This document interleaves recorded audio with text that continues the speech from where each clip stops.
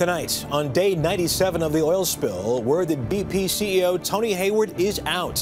While in the Gulf, efforts to stop the leak for good are back on track. I'm Russ Mitchell. Also tonight, the search goes on for 2 American servicemen missing in Afghanistan as the Taliban offer an exchange. Extreme weather is still taking its toll, from a burst dam in Iowa to record-breaking heat in the east. And Doctor Dilemma. With the ranks of older patients about to skyrocket, the number of doctors specializing in their care is not keeping pace. To be a good geriatrician, you need to be a good listener. This is the CBS Evening News with Russ Mitchell. And good evening. CBS News has learned tonight that BP Chief Tony Hayward will be out and replaced in the next few days. Hayward, who angered both Gulf Coast residents and the White House with what they called insensitive statements, is not commenting on the reports. But his ouster could come when the company's board meets this week. Tony Guida has the latest. I'm devastated by the accident. Absolutely devastated. Unfortunately for Tony Hayward, too many of his comments about the disaster in the Gulf spoke much louder than those. BP's board meets Monday amid a flood of reports that Hayward is out. There is no doubt that he is going. It will be announced at the very latest on Tuesday. When Terry McAllister, energy editor of The Guardian in London, says the decision to oust Hayward is an attempt to salvage the BP brand in America, where the company earns fully 40% of its profits. The company cannot continue in its present state in America, and the only way of giving itself a fighting chance is to get rid of the boss. Hayward provided all the rope necessary to hang himself. Tin-eared statements as a geyser of oil poured daily into the Gulf. Hayward to Britain's Sky News. I think the environmental impact of this disaster is likely to be very modest. And this. There's no one who wants this thing over more than I do. You know, I'd like my life back. Congress accused him of stonewalling their investigation into the spill. 2 days later, Hayward went sailing off the Isle of Wight. Hayward hit all the negatives. He did everything wrong from a crisis management perspective. Hayward's replacement is said to be Bob Dudley, a newcomer to BP's board. He joined just 18 months ago. He was considered for CEO in 2007, but lost out to Hayward. Most significant, Dudley is an American, born just 65 miles from the Gulf Coast. He's not only an American, he is someone from the district, from the Gulf area, which is a big thing. He is someone who is actively involved with cleaning up the mess, which is certainly a big plus for him. BP is expected to report huge second quarter earnings on Tuesday, $5 billion. Plenty to pay off Hayward's severance and pension, totaling nearly $17 million. But those profits are swamped by the amount that BP has set aside for Gulf claims and cleanup. $15 billion so far, but not nearly enough, according to most experts. Russ? Tony Guida, thanks a lot.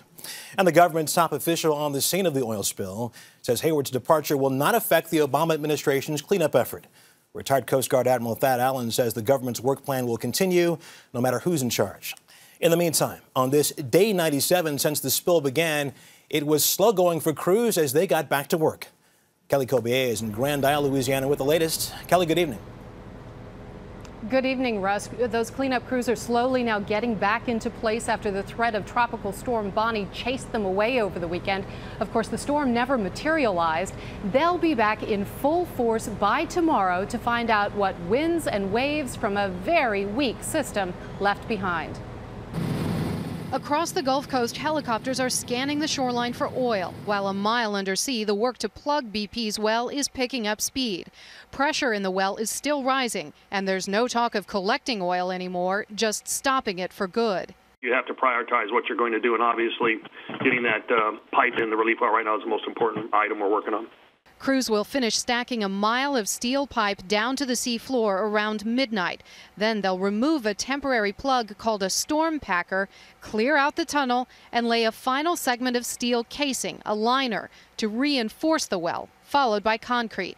While the concrete is drying, BP could try the static kill, pumping mud down into the blown-out well, a temporary fix. The next week will be preps. making sure everything's ready to go and getting the liner run. And then the week of the 1st of August is when we will attempt to do the static kill. It still has to be sealed deep in the earth with a relief well to be permanently plugged. Millions of gallons of oil from BP's spill are still in the water, and the weekend storm pushed all of it north, closer to the Gulf shoreline. It hit this beach late Friday, just as workers were clearing out. They're not due back until Tuesday. These pilings were put in place to hold a long row of steel barges out in the middle of the water to block the oil. Those barges are all still tied up at shore, and it could be a week before this wall is rebuilt.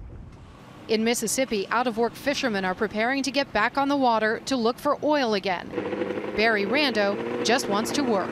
There's no oyster and no shrimping right now, and that was our way of living. So anything BP could throw at us, we'll take it. That work could become more scarce soon. Even before this storm, boats were finding less and less oil to skim. If that's still the case once they complete these overflights, the Coast Guard and BP will take a second look and could begin scaling back the number of boats and people helping to clean up. Russ? Kelly Cobier in Grand Isle, Louisiana, thank you.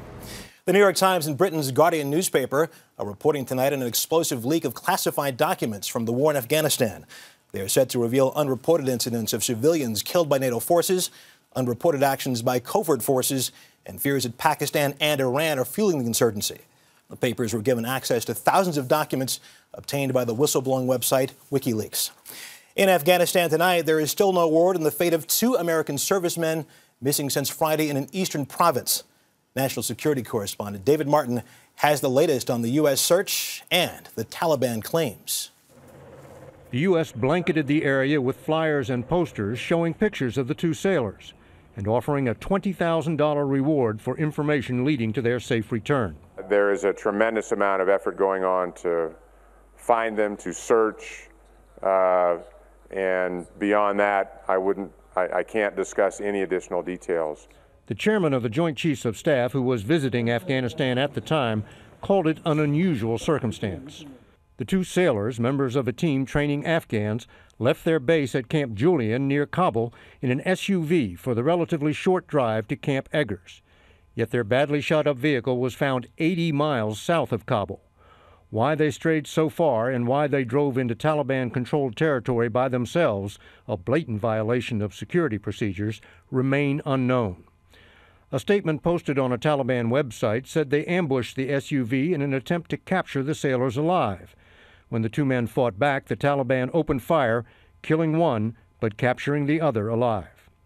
The only other American serviceman known to be in enemy hands is Specialist Bo Bergdahl, who walked away from his outpost 13 months ago and has since been seen only in Taliban videos. I'm scared. I'm scared I won't be able to go home. CBS newsman Jerry Van Dyke, who was held captive by the Taliban for 45 days, can tell you exactly what it feels like. You're constantly afraid the door is going to open up, and then that door is going to be a man with a black turban, and he's going to hold a rifle, and he's going to take you outside, and they're going to cut off your head. Van Dyke is living proof the Taliban don't always kill their prisoners. But even with the best of outcomes, it is a harrowing experience. Russ? David Martin at the Pentagon. Thank you. The United States and South Korea have begun joint military exercises this weekend off the east coast of Korea. The air and sea drills are in response to North Korea's sinking of a South Korean warship in March. North Korea calls the exercise a, quote, unpardonable provocation and is threatening to retaliate with, quote, sacred war. Back in this country, Americans are enduring another weekend of extreme summer weather. Everything from violent storms to blistering temperatures. In Raleigh, the heat index of temperature plus humidity hit 112 today. Richmond and Washington were close behind at 107. In the Midwest, flooding from a failed dam is the most immediate threat. Cynthia Bowers in the town of Delhi, Iowa tonight with the latest on that. Cynthia, good evening.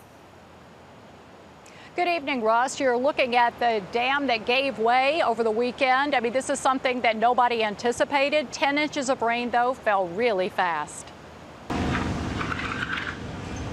Up to 9 inches of rain in less than a day burst a dam, sending water 45 feet down into the Maquoketa River. What was once a hydroelectric dam had stood for almost 90 years. Downstream in Monticello, a town of about 3,600, a sewage plant is underwater. The cleanup will be messy. There's going to be a lot of people in a lot worse shape than we are. You know, we'll have a mess in the basement. We'll have to cut out drywall and start over again. Other parts of Iowa are picking up the pieces after dangerous storms. Get inside! Including a tornado. Several storms also caused flooding in Chicago. Never seen it in the city. Unbelievable. Today, thunderstorms hit further east in New York City, bringing temperatures there down from a high of 93. Records fell up and down the East Coast today. In Virginia, it was 105 in Richmond and Norfolk. In North Carolina, Charlotte hit 103. Raleigh touched 102. Elsewhere, excessive heat warnings and advisories covered parts of 13 states. In the nation's capital, it was 99 degrees as the Boy Scouts of America celebrated a sweaty 100th anniversary. Some meteorologists think a recurring El Nino, which warmed the waters of the Pacific on schedule this year, is to blame. Every 11 years, it seems like, centered on 55, 66, 77, 88, 99, and now 2010. You have an extraordinary amount of record high temperatures in the eastern part of the United States during the month of July. Whatever the cause of July's extreme weather, folks here in Delhi and Monticello, Iowa are grateful for a forecast that calls for sunshine to start a cleanup process that is going to cost millions of dollars. Russ? Cynthia Bowers in Delhi, Iowa. Thank you very much. And still ahead on tonight's CBS Evening News, is there a doctor for older patients in the house?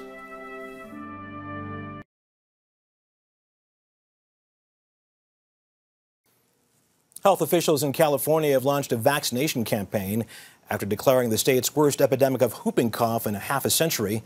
6 infants have died of the bacterial infection so far this year in California, and some 1,500 cases have been reported.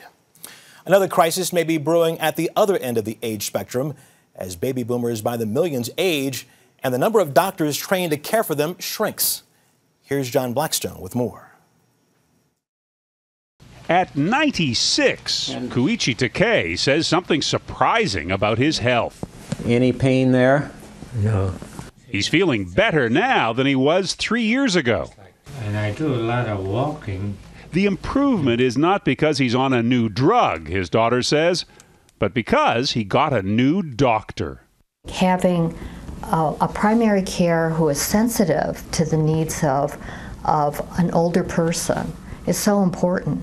UC Davis's Dr. Michael McLeod is a geriatrician. He's trained to address the complex needs of aging patients, especially those in their 80s and beyond. We're trying to help people to function to their absolute maximal potential with what they have.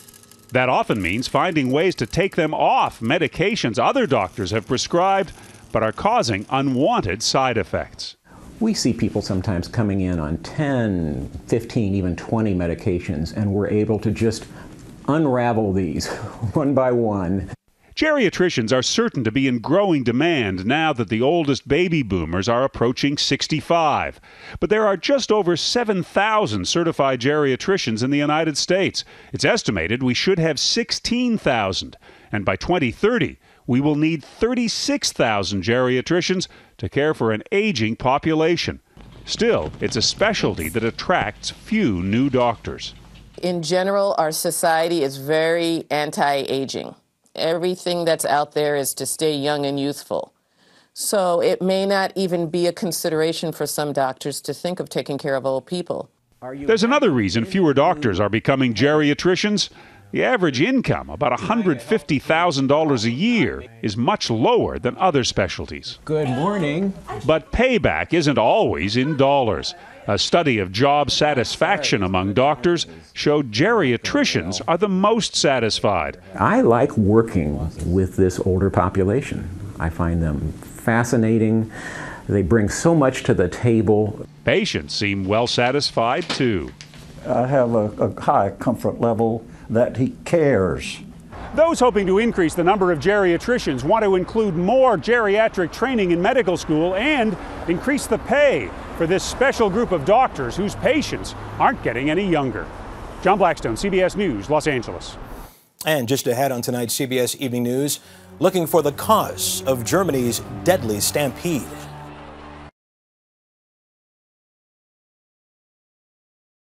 Treasury Secretary Tim Geithner said today that Bush-era tax cuts should continue beyond this year for individuals earning less than $200,000 and couples earning less than $250,000. However, he said tax cuts should end next year for those earning more. I think it is fair and good policy to allow those tax cuts that only go to 2 to 3% of the highest earners in the country to expire as scheduled. The country can withstand that, the economy can withstand that, and I think it's good policy. Also this Sunday, German prosecutors have opened an investigation into yesterday's tragic stampede at the so-called Love Parade music festival near Dusseldorf. The event, promising to promote peace and love, became a scene of chaos and fear. 19 were crushed to death and more than 300 injured after a stampede at the music festival in Duisburg. More than 1 million people were attending the concert. The only entrance to the site was a narrow tunnel, which was packed. Investigators don't know what caused the crowd to panic. The police had warned that there was a situation developing that would end in chaos. Amateur video shows police trying to contain the crowd as some concert goers climbed over barricades, desperate to get out. German Chancellor Angela Merkel called today for an investigation, and the festival, held annually since 1989, has been permanently shut down. In sports, Spain's Alberto Contador entered Paris in triumph to win the Tour de France for the 3rd time in 4 years. Today's start was delayed while officials made American Lance Armstrong remove an unauthorized jersey honoring people with cancer. In what he calls his final tour, the 7-time winner finished 23rd. And coming up on tonight's CBS Evening News, one woman's campaign for a greener America, one bottle at a time.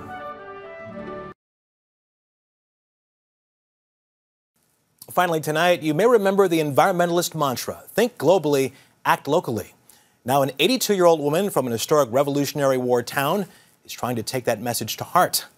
And that's tonight's Sunday cover, one woman's uphill battle against the plastic bottle.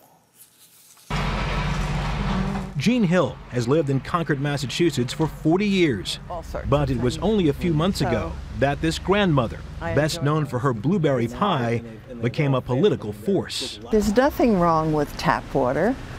Concord's tap water is fine. Last year, the town passed a resolution. At the annual town meeting in April, Hill proposed a resolution to ban her town from selling still water in plastic bottles.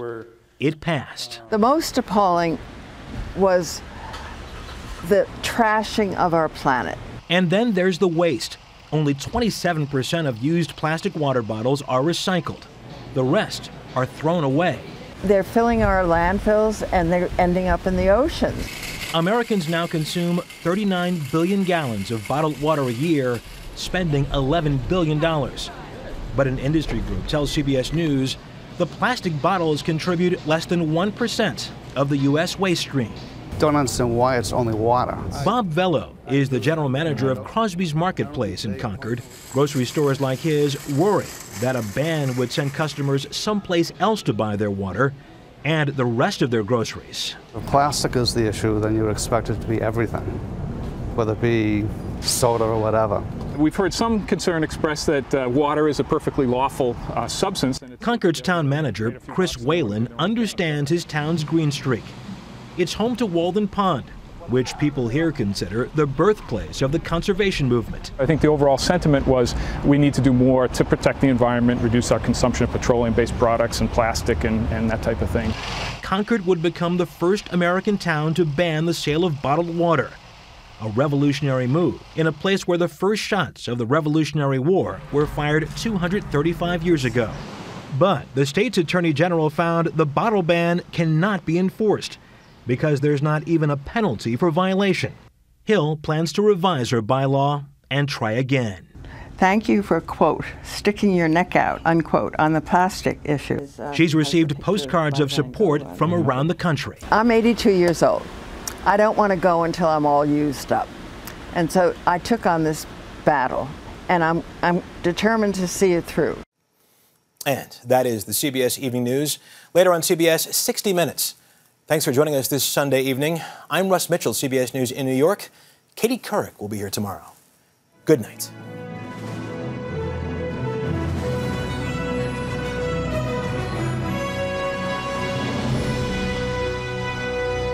On television, online, and on the go. CBS News, the most powerful reporting anywhere.